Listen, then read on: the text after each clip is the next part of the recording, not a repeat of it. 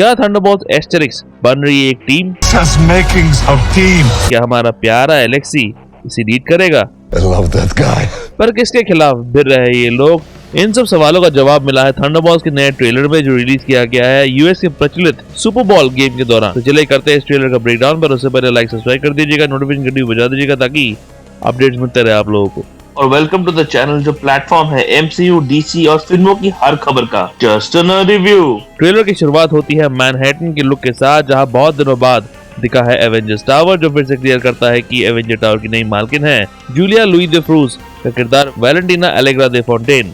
तो Tony Stark ने शायद इस टावर का गवर्नमेंट को बेचा होगा, जिसे अब CIA चीफ वैल ने अपना ऑपरेशन बेस बना लिया है। ये फिल्म सेट हो रही है न्यू जर्सी के आसपास, जो घर है मिस मार्वल का, केट बिशप, और हेल किचन भी इसी के आसपास है, जो है डेयरडेविल का घर। इस एरिया में अब मेयर बन गया है विल्सन फिस्क। तो इस फिल्म का connection directly Daredevil born again के साथ हो सकता है, जो इस फिल्म की पहली स्ट्रीम हो रही है। क्या पनिशर इस टीम का पार्ट होगा जो कॉमिक्स में हुआ तो था? हो सकता है उसका प्रेजेंस छुपाया जा रहा हो।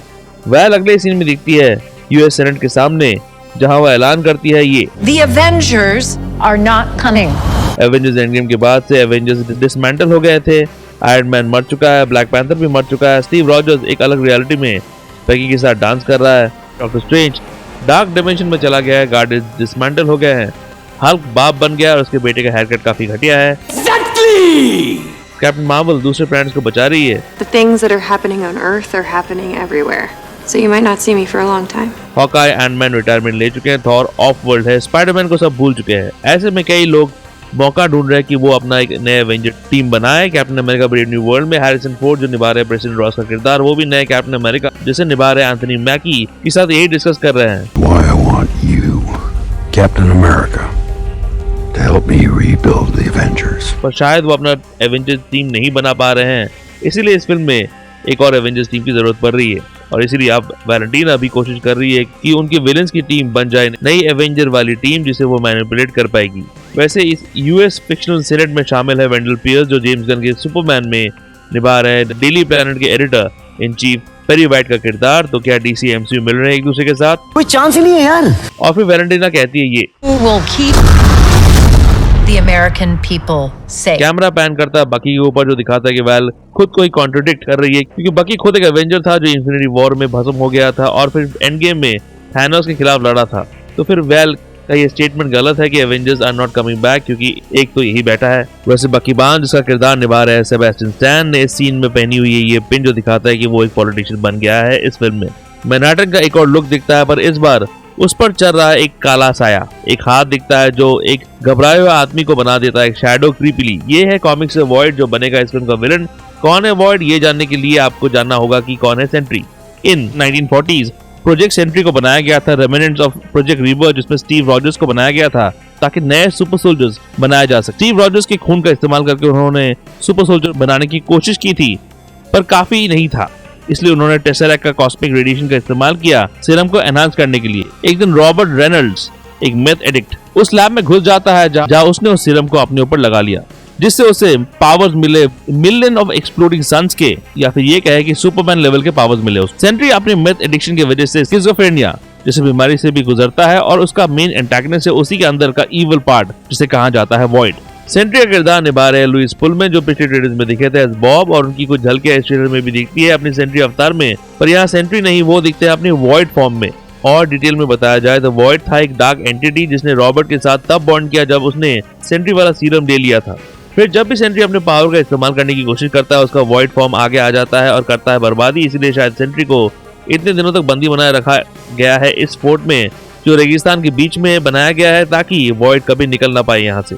बेसिकली अगर आपने अपरिचित मूवी देखी होगी तो वहाँ एक भोला भाला इंसान अचानक बन जाता है खून खराबे वाला सुपर हीरो। सेंट्री अचानक बन जाता है वॉइड, जो बहुत ज्यादा डार्क है, और यही डार्कनेस इस ट्रेलर में भी दिखती है, जहाँ वॉइड दुनिया में चढ़ा रहा है अपने डार्क शैडो को और लोगों को बेरहमी से शैडो में कन्वर्ट कर रहा है। थंडरबोल्ट्स यहाँ दिखते हैं बंधे हुए, जो शायद उस सीन के बाद हो रहा है जब बकी टर्मिनेटर 2 स्टाइल में एंट्री मारने के बाद उनकी गाड़ी पर फायर करता है। बाकी यहाँ किसी थ्रेट के बारे में कह रहा है, जो हो सकता है सेंट्री की बात हो, क्योंकि बाकी कई सालों से जिंदा है। पॉसिबल है उसे सेंट्री और वॉइड के बारे में मालूम हो। कॉमिक्स में सेंट्री ने रीड रिचर्ड्स और डॉक्टर स्ट्रेंज के साथ एक ऐसा सिस्टम निकाला था कि लोग सेंट्री को भूल जाए ताकि वॉइड छुपा रहे। हो सकता है वकी इस प्रोग्राम के बारे में जानता हो जहां स्ट्रेंज और रीड शामिल ना हो, पर शील्ड जैसे ऑर्गेनाइजेशन शामिल हो।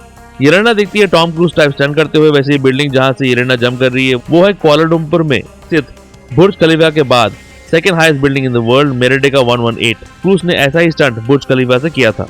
बाकी अपना वाइब्रेनियम आर्म धो रहा है डिशवॉशर में। अभी कौन सा डिशवॉशर है जो वाइब्रेनियम धो रहा है, कोई बताएगा मुझे? कौन बताएगा? येलेना के पास दिखता है एक सीरम जो कोई सुपर सोल्जर वाला सीरम हो सकता है। आजकल एमसीयू में कई लोग कैप्टन अमेरिका के सुपर सोल्जर के सीरम को रेप्लिकेट करने की कोशिश कर रहे हैं। एक हमने falcon and the Winter soldier में देखा था। शी हल्क सीरीज में हल्क के ब्लड वाला सीरम भी देखने को मिला था। एक captain America brave new world में दिखेगा जिससे रॉस रेड हल्क बन जाएगा। और अब तो एडामेंटियम का फंडा भी एमसीयू में आ गया है जिससे पावरफुल सीरम बन सकते हैं। एवेंजर टावर का पूरा लुक दिखता है जहां वायर टावर के एक एक्सटेंशन बना रही हो जो हो सकता है सेंट्री का वॉच टावर हो, जो एक्चुअली कॉमिक्स में उसी जगह में था जहां स्टार्क टावर बना था जो बाद में बना Avengers tower. The watch tower था सेंट्री का घर और हेडक्वार्टर्स मैनहट्टन में एक लंबा सा टावर और set of black crossing pins जिसके ऊपर था एक बड़ा सा golden spear. The watch tower को सुपरवाइज करती थी एक आर्टिफिशियल इंटेलिजेंस, का नाम था क्लॉक, बिल्कुल टोनी स्टार्क के एआई जाविस की तरह। क्लॉक दुनिया भर के कम्युनिकेशन पर नजर रखती थी और सेंट्री को अलर्ट करती थी in case of any major emergencies. इसे वैल और उसकी ऑर्गेनाइजेशन कॉमिक से OXE बना रहे हैं सेंट्री के लिए। वॉच टावर का पूरा डिजाइन पिछले ट्रेलर में दिखा था। फिर बाकी दिखता है सेंट्री नामक वॉइड से भिड़ते हुए। बाकी वाट लग रही है यहाँ पर। ये लोग सेंट्री जिसके पावर सुपरमैन लेवल के हैं उसके सामना कैसे करेंगे? सेंट्री एक वॉइड यहाँ दिखता है एवेंजर्स टावर की तरफ देखते हैं और एक सीन में एलेक्सी को वो दूर फेंक देता है कि एलेक्सी की हो जाएगी इस फिल्म में मौत। एलेक्सी का इमोशनल रिलेशनशिप काफी लोगों के साथ दिखाया गया है इस ट्रेलर में। येलेना तो उसकी बेटी है ही। जॉन वॉकर और उसका भी एक अच्छा रिलेशनशिप बन रहा है। और बकी रेड गार्डियन के बीच एक आर्क दिखेगा जहां शुरुआत में रेड गार्डियन बकी का फैन है और फिर दोस्त बन जाएगा, जो हमने व्हाट इफ सीरीज में भी देखा था। दो लोग जिनको सुपर सोल्जर सीरम दिया गया है दोनों बन जाएंगे दोस्त। तो रेड गार्डियन की मौत इन सबको प्रभावित कर सकती है। वाइट रसल दिखते हैं एज जॉन वॉकर, उनके साथ है उनका बच्चा और वॉकर साहब का ध्यान है उनके मोबाइल पर जहां लिखा हुआ है fall of a hero the John walker story. Walker falcon the Winter soldier में बनाया गया था नया कैप्टन अमेरिका क्योंकि वो एक सेलिब्रेटेड सोल्जर था। फिर उसने कैप्टन अमेरिका के शील्ड का अपमान किया एज उसने बड़ी बेरहमी से एक आदमी को उसी शील्ड से मार दिया।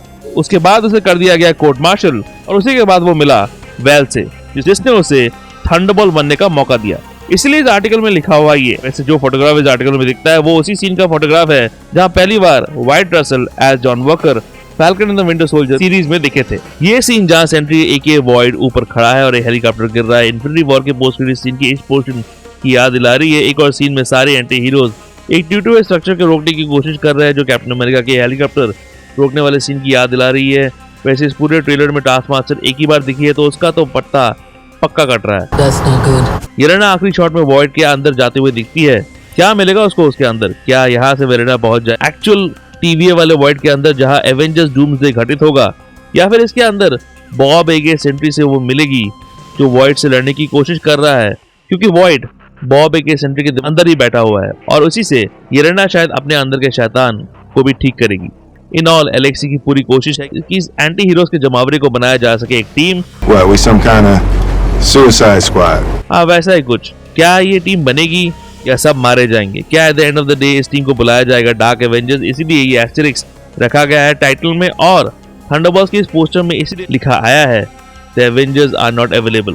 थंडरबोल्ट्स रिलीज हो रही है मई 2, 2025 को। इस ट्रेलर में बजता है स्टारशिप का गाना nothings gonna stop us now. Solid गाना है ये। आप लोगों को गाने की तरह वीडियो पसंद आए तो लाइक सब्सक्राइब करो, नोटिफिकेशन घंटी बजा देना। आइकॉनिक फिल्म नीचे से बैड एज रवि कुमार कितनी बुरी है जानने के लिए देखिए ये वीडियो आखिर में है, कर जरूर कीजिएगा और ऐसे MCU रिलेटेड वीडियोस के लिए देखते रहिए जस्ट अ रिव्यू। रिव्यू के अपडेट्स के लिए और छोटे बड़े स्निपेट्स के लिए फॉलो कीजिए ऑन ट्विटर @ProNerdyView201 में और ProNeedDiaryBlogspot.com में भी आपको अपडेट्स मिल जाएंगे।